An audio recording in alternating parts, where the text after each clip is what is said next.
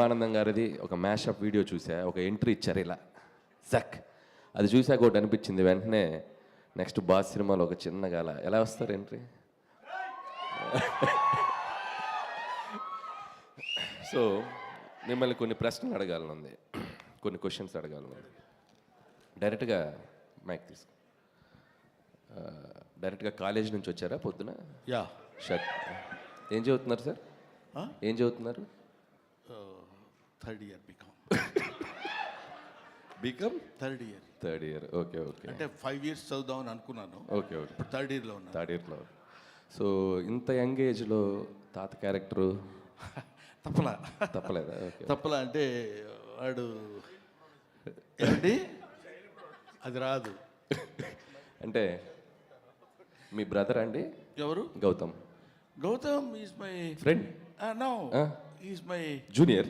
No is my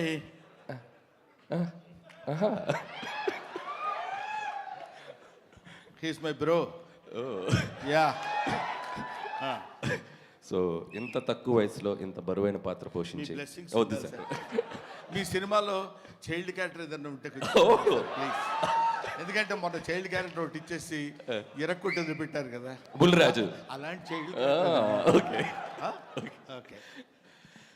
so so Brahmanandam గారు నిజంగా Guinness book కాదు, బ్రహ్మీ బుక్ అని ఒకటి రాయాలి.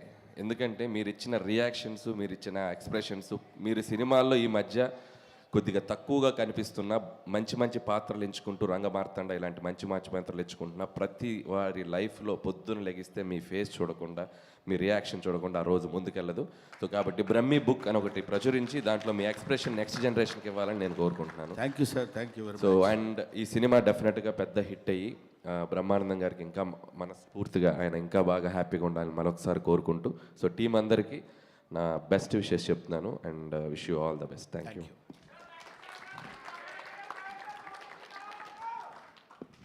Okay, thank you so much.